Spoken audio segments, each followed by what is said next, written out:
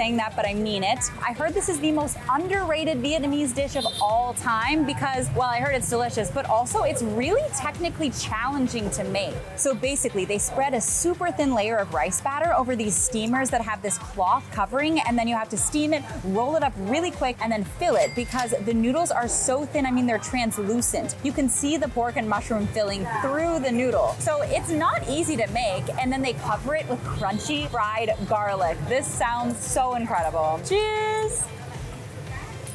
It fully melts in your mouth. The noodle is so soft. That's crazy. It's so like jiggly too. It's kind of like similar to the texture of mochi maybe, but the garlic adds so much flavor. It's so fragrant, it's so crunchy. And of course, since we're in northern Vietnam, you have to dip it in fish sauce, which I added a bunch of peppers and like mint and coriander too. So this is a super flavorful, again, very light fish sauce.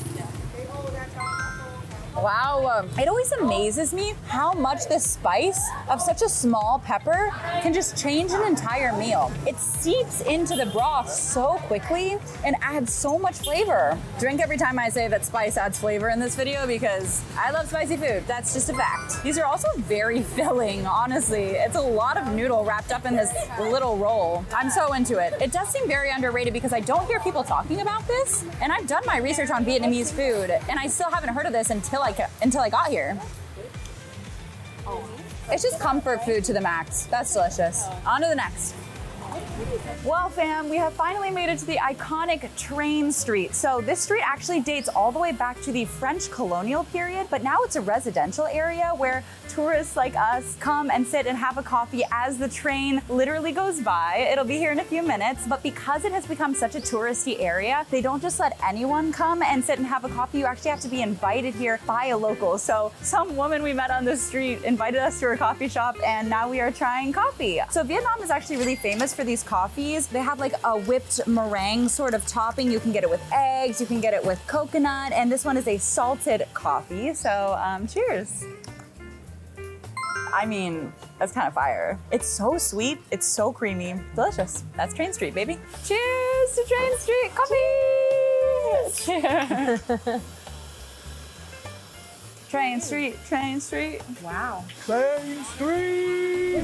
We're now making our way through Hanoi's oldest district. So the Old Quarter is actually made up of 36 different streets that were all originally dedicated to different crafts. And some of these buildings are over 1,000 years old. But now the Old Quarter is really a hub for nightlife and shopping and of course street food. So we are on the hunt for the most famous street food in Hanoi. It's called Bun Cha, and I am so excited.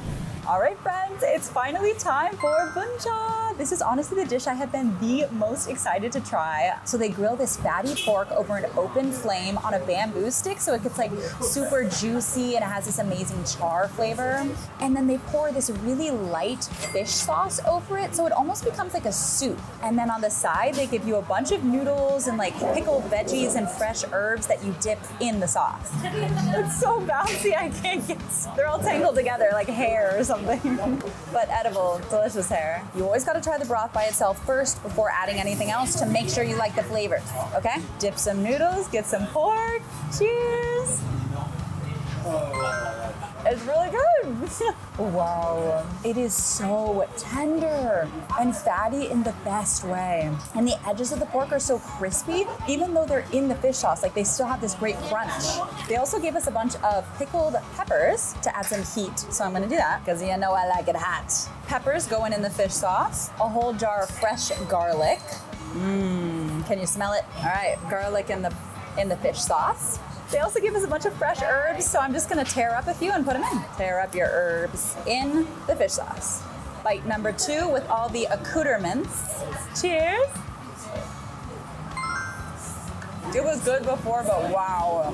You already know what I'm gonna say. The peppers add so much flavor. I just love how heat feels different in East Asian countries, I feel. You know what I mean? The spice is just stronger, it's more flavorful. And they also have these pork meatballs in it, which I heard are really juicy. Cheers. It's so tender, but also so fatty. It's just the perfect combo. And Bun Cha is often served with these fried spring rolls. I believe they're called nem. It's also filled with pork and vegetables, and it looks really crispy and really delicious. The wrapping is so thin, like paper thin. It has this really earthy flavor. I want to say it has like mushrooms in it, a little bit of like a peppery hint at the end. That's a very complex flavor. I'm into it. And the spring rolls also come with their own fish sauce to dip in, so we're gonna try that. That's so much better. The fish sauce, it is really light, but it's also really rich. It has this like umami flavor that's tough to describe. It's not fishy at all.